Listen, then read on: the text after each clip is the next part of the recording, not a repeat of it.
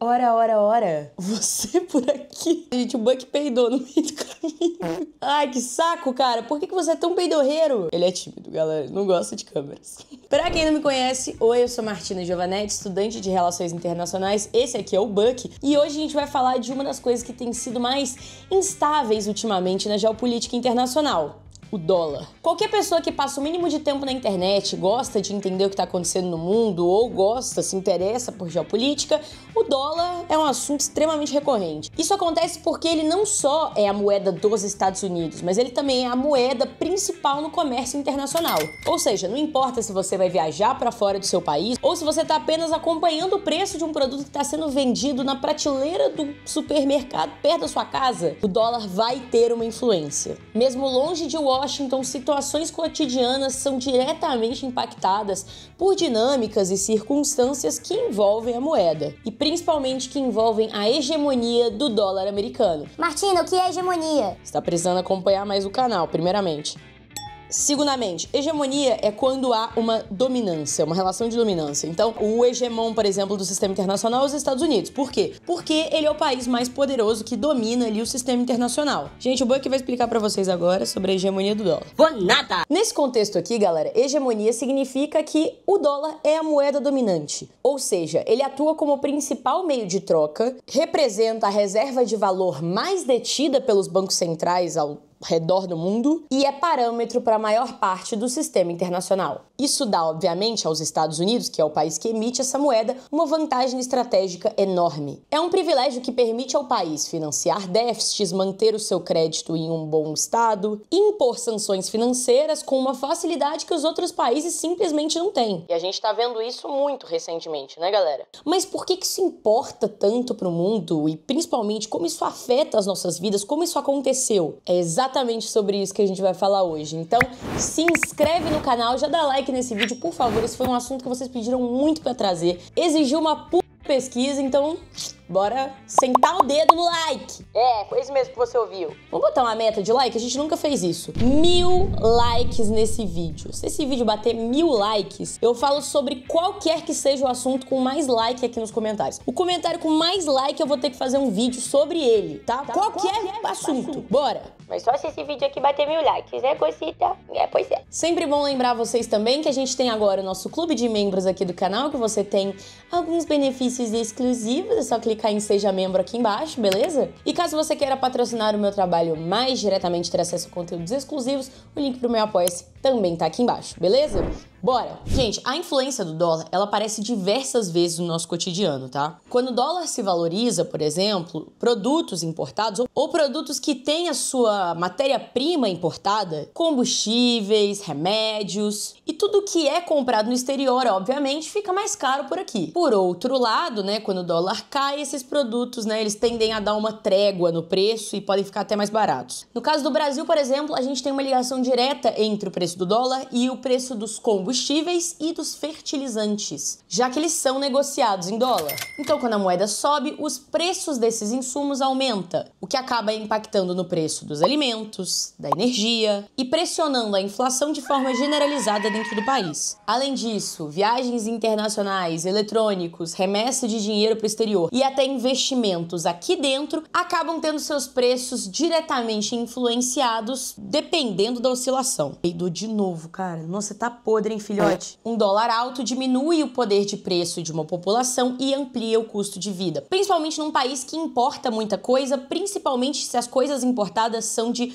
baixo valor agregado ou de uso comum. O que eu quero dizer com isso? Galera, para vocês terem uma ideia, alguns países, principalmente da América do Sul, eles não produzem nada, tem uma indústria zero desenvolvida e por isso não tem nem, sei lá, papel higiênico sendo desenvolvido no Brasil. E por isso precisam importar. Se essas negociações são feitas em dólar e o dólar tá alto, até o papel higiênico fica mais caro lá, entendeu? E é por isso que a gente sempre fala aqui da importância de desenvolver a indústria de um país. E agora a gente vai falar como começou essa importância toda, como que o dólar se tornou a hegemonia, por que ele é até hoje, por que tem um esforço tão grande de países, principalmente membros do BRICS, para desdolarizarem a sua economia e qual a importância disso no contexto que a gente está vivendo hoje, principalmente numa era com Donald Trump. Bom, você já deve imaginar que o dólar não simplesmente virou, né? Não foi do nada. Um dia eles acordaram e falaram, vou usar o dólar daqui pra frente, vou largar o ouro, não quero mais. Isso, na verdade, galera, foi uma construção histórica, né? Até chegar no ponto que a gente tá hoje, e é dessa construção que a gente vai falar agora. Antes do dólar, a moeda mais forte no sistema internacional era da antiga hegemonia, que era quem? Império Britânico. A libra esterlina, né, a moeda do Reino Unido, era até então a mais forte do sistema internacional. Só que a Primeira Guerra já veio para bagunçar esse cenário, né? Enquanto a Europa se afundava em dívidas e tinha que se reconstruir inteira, os Estados Unidos, que exportou muita arma para que esse conflito acontecesse e ganhou muito dinheiro no processo, saiu muito fortalecido. E aí começaram aqueles anos de ouro e o American Way of Living e tudo aquilo que a gente viu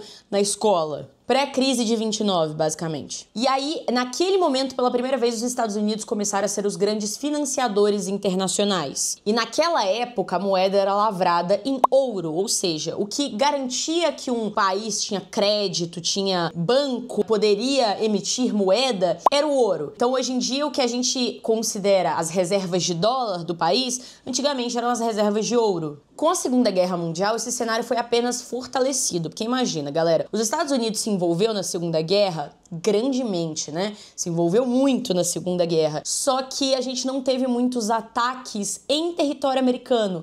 Então, enquanto a Europa estava devastada, destruída, os Estados Unidos permaneceram intactos praticamente. E esse novo equilíbrio, né, dessa nova hegemonia que estava surgindo ali, tanto no sistema internacional quanto no sistema monetário com o dólar, foi oficializado na Conferência de Bretton Woods, que aconteceu em 1944, quando representantes de 44 países do mundo inteiro se juntaram para reorganizar a economia global. Ali ficou decidido que o dólar naquela época tinha o seu valor atrelado ao ouro e que seria a principal moeda de referência global. E a partir daí, as reservas de ouro seriam substituídas por reservas em dólar. Um estaria substituindo o outro. E por que disso, gente? Porque, tecnicamente, desde aquela época, né, o dólar era uma moeda considerada estável e era uma moeda considerada de grande potencial. Então, ao mesmo tempo que, e é sempre bom lembrar, tá? O norte global estava sempre à frente. Então, uma moeda do sul global nunca foi considerada. Se a Europa inteira estava fodida,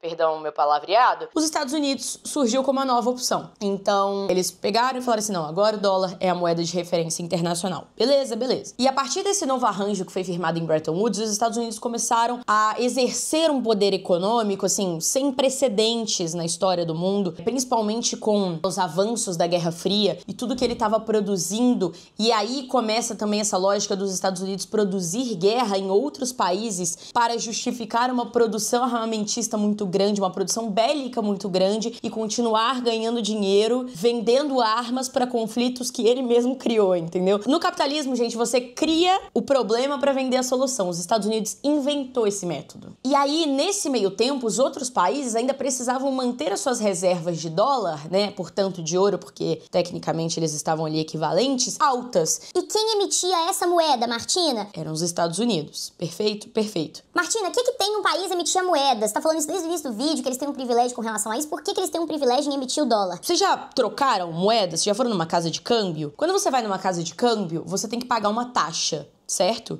Quando você vai num governo e você compra a moeda deles, então eu quero ter dólar no meu banco. Um dólar tá valendo R$5. Eu não vou pagar R$5 para ter um dólar, eu vou pagar R$5,50, porque 50 centavos é de taxa para aquela pessoa que tá emitindo aquela moeda. Só que esses 50 centavos, ela não vai usar 50 centavos para emitir aquela moeda, ela vai usar 1 centavo. E 49 vão ficar para ela. E assim o país vai enriquecendo.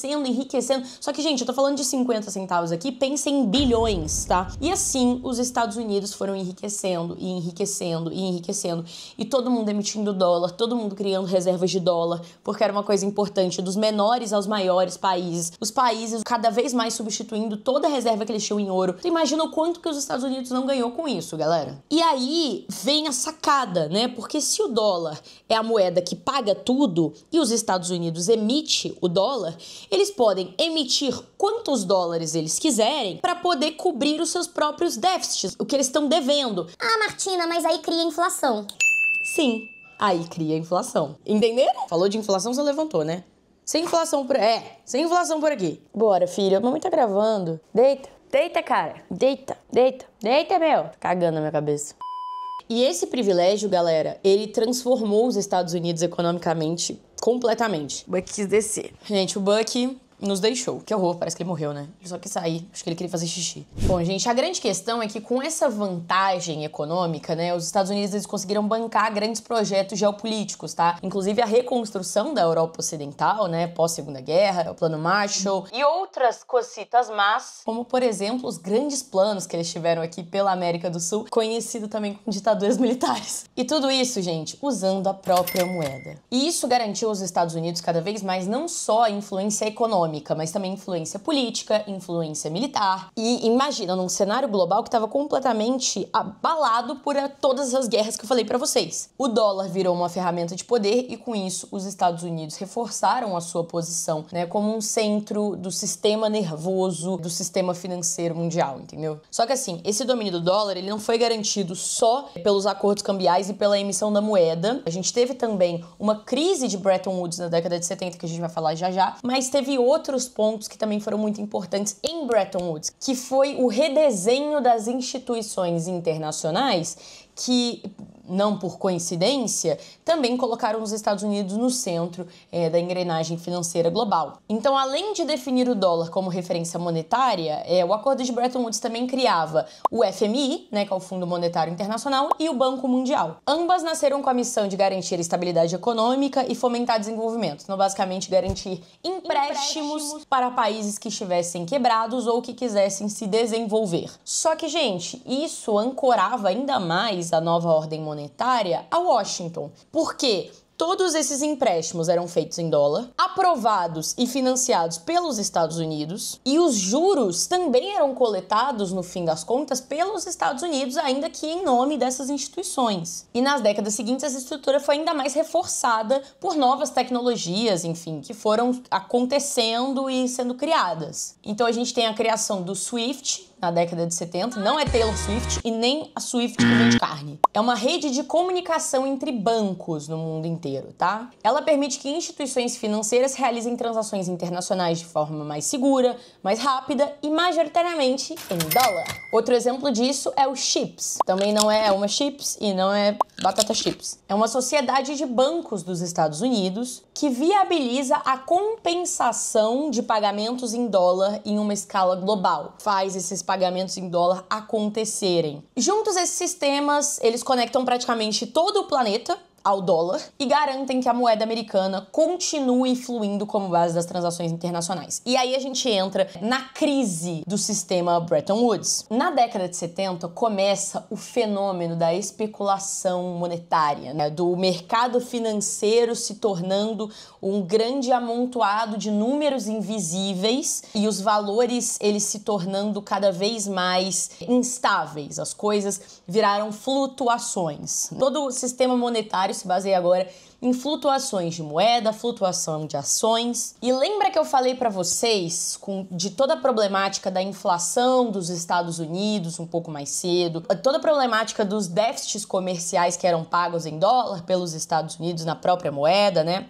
Gente, desculpa. Ai, pelo do Buck. E toda essa pressão crescente que existia no mundo todo de converter, né, o ouro que estava guardado em dólar, enfim, tudo isso levou à suspensão da conversibilidade do dólar pelo presidente Nixon em 1971. Com a inflação que aumentou ainda mais com a guerra do Vietnã e com gastos sociais, porque no capitalismo você ter um gasto social é um problema, isso enfraqueceu naquela época a confiança do dólar como existia naquele momento, como ele estava sendo tratado, como Bretton Woods o delimitava. E todo esse crescimento do mercado financeiro e de sistemas como o SWIFT ou o CHIPS foi criando uma crescente mobilidade de capital que colocou em xeque o controle das taxas de câmbio, né? Dificultou o controle das taxas de câmbio e da manutenção da estabilidade daquele sistema como ele existia. Então, em 1971, né, o presidente Nixon, na época, anunciou a suspensão da conversibilidade do dólar, o que colocou um fim no sistema Bretton Woods. E aí, o que isso significa? Significa que o dólar ele já não era mais definido pelo valor do ouro, ele era definido definido pelo seu valor de mercado. Por isso a gente vê as variações que a gente vê hoje. O mercado define o dólar e o que o Trump fala define o dólar. Ele é um produto. A moeda se tornou um produto. Então não tinha mais taxa de câmbio fixa, não tinha mais $1 para 1 grama de ouro, qualquer que fosse a taxa de câmbio da época. Agora o dólar era, assim como qualquer outro elemento do mercado internacional, do mercado financeiro, o dólar era um produto e dependia das suas variações de mercado, dependia de oferta e demanda, dependia de confiabilidade, dependia de quanto a economia americana variava naquele período. E aí, gente, plataformas como a SWIFT e o CHIPS, eles se tornaram meios de pressão política, o que, né? Como os Estados Unidos não poderia ser diferente. O SWIFT, por exemplo, permite que os Estados Unidos bloqueiem transações de países considerados hostis ou sancionados por eles.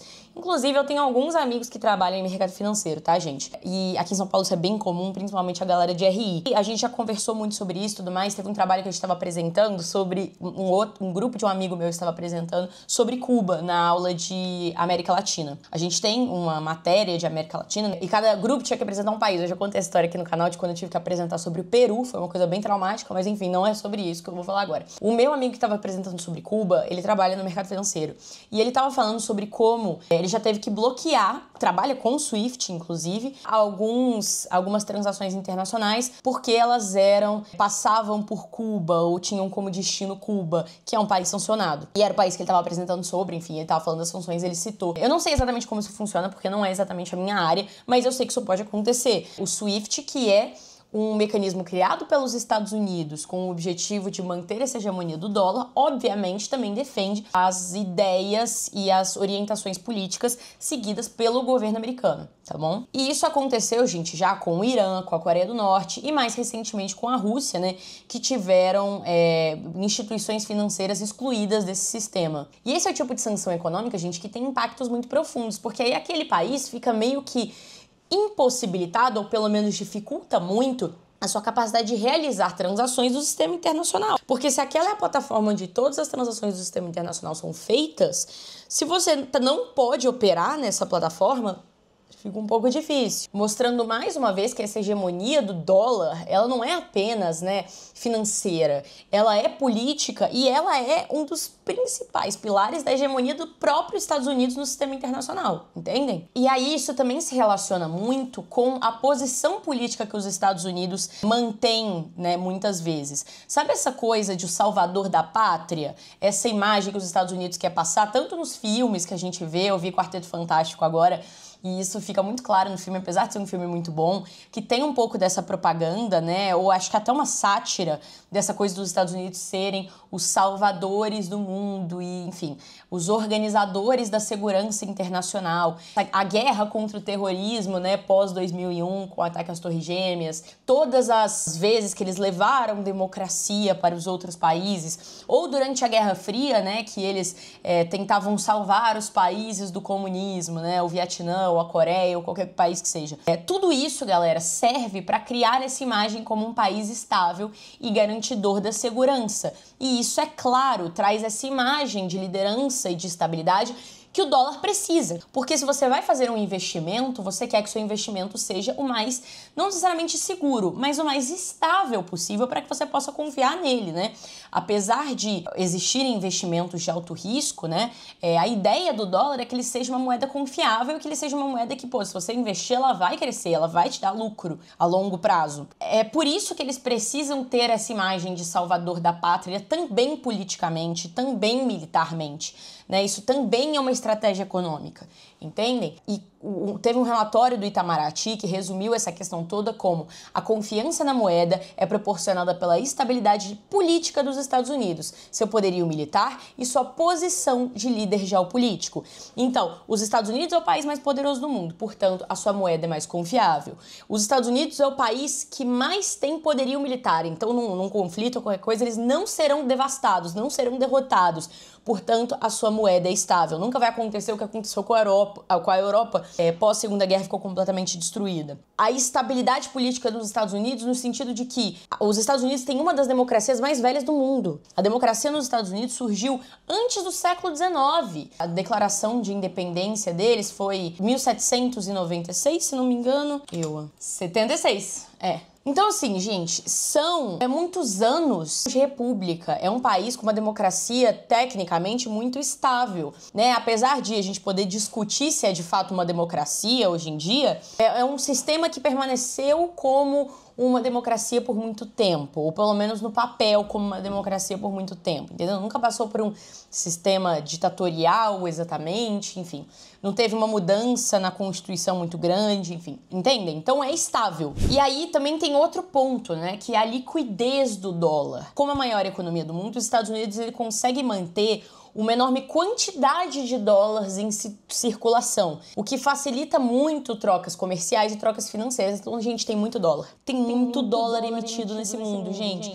Eu nem sei se tem esse número, sabe? É muita coisa. Então, as transações financeiras elas são muito facilitadas por conta disso. E aí, em 1971, galera, quando o Nixon deu esse choque, né, não vai mais converter ouro em dólar, acabou. O dólar, ele começou a flutuar livremente no mercado e ainda assim permaneceu como a moeda mais utilizada. Mas, Martina, peraí, calma aí também. Então, se ele não tinha mais, não era mais lavrado no ouro, né? Ele não tem mais aquela coisa ali pra falar, não, esse é o preço dele. Então, por que ele se manteve tão estável? Porque lembra que eu falei pra vocês que ele segue oferta e demanda? Quanto mais demanda tem, mais barato, tecnicamente, fica aquilo ali e mais estável, tecnicamente, é o preço daquilo ali. O que isso significa, Martina?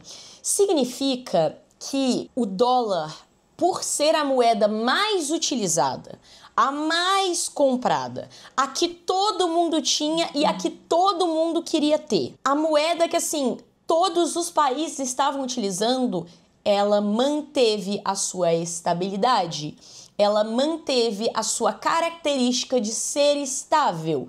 Por várias questões, também por causa do Banco Mundial, que continuou sendo muito forte no sistema internacional, também por causa do FMI, mas principalmente pela sua alta demanda e pela sua alta utilização do sistema internacional. Além disso, os Estados Unidos fez vários acordos, como por exemplo o acordo feito com a Arábia Saudita por meio da OPEP, de que o petróleo seria vendido única e exclusivamente em dólar. E pô, gente, o petróleo é uma das coisas mais valiosas do mundo. O resultado disso foi que qualquer país que quisesse comprar energia precisava ter dólares em caixa. E isso fortificou essa demanda constante e reforçou ainda mais a dominância da moeda americana. E aí, quando eles precisam, no momento de crise, por exemplo, desvalorizar a moeda deles, porque assim, galera, isso acontece, eles começam a injetar, porque eles podem produzir, trilhões e trilhões de dólares no sistema financeiro global. Mais uma vez, reforçando a posição do dólar como um porto seguro. Entendem? Quanto mais dólar eles produzem, mais certa fica a moeda. Porque sempre vai ter gente querendo comprar, sempre vai ter demanda. Se eles produzem mais, o preço abaixa. O preço abaixando traz investimentos. Traz investimentos, resolve a crise.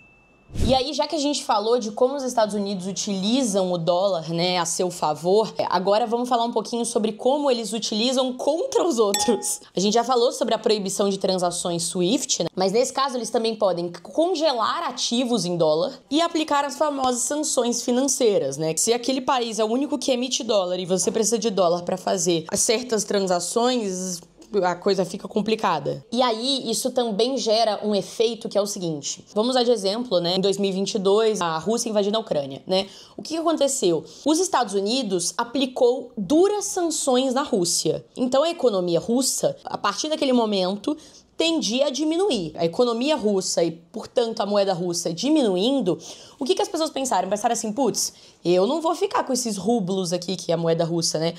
Bobeando, que eu posso perder dinheiro, vai desvalorizar, que não sei o quê, tipo, pode me dar um problema, não vou fazer isso. Então, as pessoas vendem o rublo e compram dólar no lugar. Por quê? Porque o dólar é a moeda segura. O que isso faz? Valoriza o dólar e desvaloriza o rublo, porque ninguém queria. Tava todo mundo vendendo. E aí, isso ajuda ainda mais a prejudicar a economia russa. E essas crises, né, elas reforçam ainda mais o papel hegemônico. Porque aí tem mais gente comprando dólar dos Estados Unidos, os Estados Unidos se reforça mais uma vez como a moeda principal, como a moeda importante, como a moeda PIB, e a Rússia, ó... E aí, por isso que os Estados Unidos conseguem, de forma tão satisfatória, de forma tão bem aproveitada, aplicar sanções contra as pessoas que não fazem exatamente o que eles querem, entendeu? Só que aí tem uma coisa muito curiosa que eu queria comentar com vocês, que é, nos últimos anos a gente vê uma mudança começando a acontecer. Bancos centrais de diversos países já começaram a olhar além do dólar. E a gente está no centro disso. Uma pesquisa feita pelo Fórum Oficial de Instituições Monetárias e Financeiras, nome difícil, mostrou que cerca de 70% dos gestores globais planejam reduzir investimentos em dólar, preocupados principalmente com a instabilidade política americana. Lembra que eu falei para vocês que a instabilidade política, ela tem uma questão muito forte? A gente viu aí os Estados Unidos saindo do Afeganistão, a gente tá vendo uma trégua muito em breve, provavelmente, da Rússia e Ucrânia, que não vai ter um bom final para a Ucrânia, que foi apoiada pelos Estados Unidos. A gente vê uma crescente alta, né, da China no sistema internacional, do BRICS no sistema internacional e de movimentos de desdolarização. Então, essa instabilidade externa, nesse sentido, que já vem de tempos, com todas as políticas que estão sendo aplicadas pelo Donald Trump, que a gente nunca sabe qual vai ser a próxima, atacando aliados históricos, né, ameaçando invadir a soberania de diversos países, inclusive do Brasil. Isso sem contar as instabilidades internas, com várias quebras à Constituição, às leis e à democracia estadunidense. A gente vê o resto do sistema internacional olhando para isso e falando: eu acho que não é tão estável assim. Isso, é claro, coloca em xeque essa hegemonia do dólar, que é baseada em estabilidade e confiança. Em contrapartida, a gente vê um crescente interesse por ouro, por incrível que pareça, que não é tão surpreendente, mas é engraçado, né, da gente pensar que as pessoas estejam voltando pro ouro depois de ter saído dele. Uma crescente pelo euro, que se tornou uma moeda muito mais estável, lembrando que quando em Bretton Woods não existia nem sequer a União Europeia como a gente conhece hoje, tá, galera? Então, o euro e tudo mais é uma coisa nova.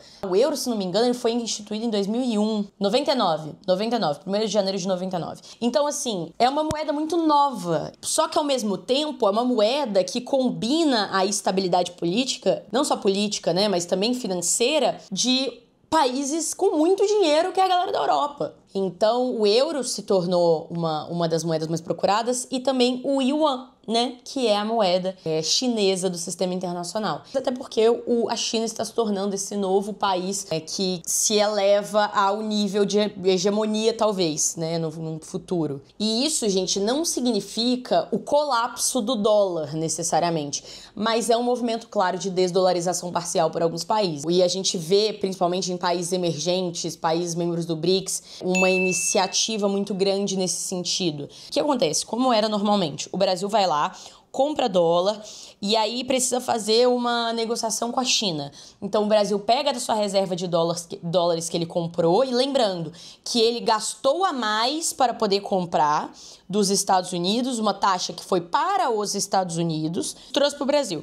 Aí o Brasil quer fazer uma negociação com a China. A China também teve que fazer o mesmo negócio. Então os dois gastaram a mais. Aí a China vai comprar não sei quanto do Brasil e o Brasil vai ter que comprar não sei quanto dos Estados Unidos. Aí eles vão fazer isso. Aí, para transformar nas suas próprias moedas, eles ainda vão ter que gastar mais. Então eles ainda vão perder mais dinheiro nessa daí. O que eles resolveram fazer? Ao invés de fazer isso, o Brasil vai comprar em yuan e a China vai comprar em real. E aí eles só têm que fazer esse câmbio uma vez, ao invés de duas. E eles vão ter na sua própria moeda com uma taxa de câmbio. E eles ainda fazem um acordo, né, para que essas taxas de câmbio para um parceiro econômico ali frequente que vai comprar na sua própria moeda ser ainda mais baixo. Então cada país gasta muito, muito menos. A gente tem um benefício mútuo e ainda enfraquece, né, em contrapartida, a hegemonia e a presença do dólar no sistema internacional. A gente teve em outubro de 2024, durante a cúpula do BRICS na Rússia, acordos para ampliar o uso das moedas locais no comércio interno, e a gente tem um acordo acordo direto entre Brasil e China, fora dessa lógica do BRICS, também para isso, para que as negociações passassem a ser feitas em reais e yuans. Então esse é um movimento que já tá rolando, já tá acontecendo e é muito interessante para os países do BRICS, tá? E uma das informações interessantes que eu achei, gente, é que o ataque de Israel ao Irã, ele não provocou a corrida ao dólar que era esperado, né? Porque lembra que eu falei para vocês que em situações de crise o dólar ele aumenta porque existe mais procura, né? Só que isso não foi o que aconteceu dessa vez. Dessa vez as pessoas correram para ativos financeiros em ouro. E isso mostra que os investidores estão começando a duvidar de que os Estados Unidos seja de fato esse porto seguro que se imaginou durante muito tempo. O mercado financeiro global está começando a reavaliar riscos, não só pela geopolítica, mas também na confiança que elas têm em grandes potências. Isso pode abrir espaço para a valorização de outros ativos, né? Como o ouro, como o franco suíço, o petróleo, ou até moedas emergentes, como é, por exemplo, o yuan ou até mesmo o real. O fato é, o dólar ele não está desvalorizado, ele não está colapsando necessariamente, como tem muita gente que gosta de acreditar. Eu só acho que ele não está sendo mais visto, pelo menos nessa gestão Trump, pelo menos pós-sanções da Rússia e pelo menos numa era de desdolarização e de força do BRICS, ele não está mais sendo visto como o porto seguro que ele era visto em contexto de guerra. E isso já significa uma quebra na lógica e no padrão da economia internacional como a gente conhece, entende? Então isso já é algo significativo. E é isso, gente. Eu espero que vocês tenham gostado dessa aulinha de história. Esse vídeo foi um pouco mais comprido do que é normal.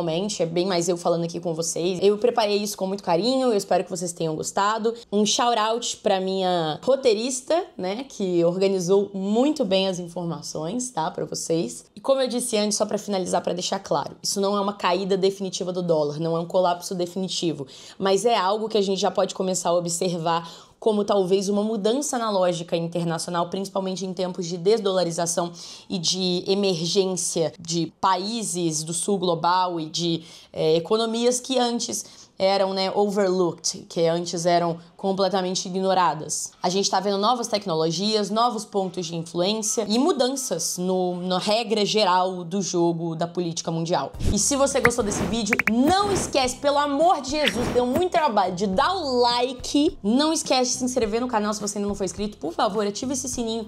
E você também pode agora se tornar um membro e apoiar o canal por meio do Apoia-se, tá bom? O link tá na descrição. Um beijo pra vocês e até o próximo vídeo. Tchau, tchau.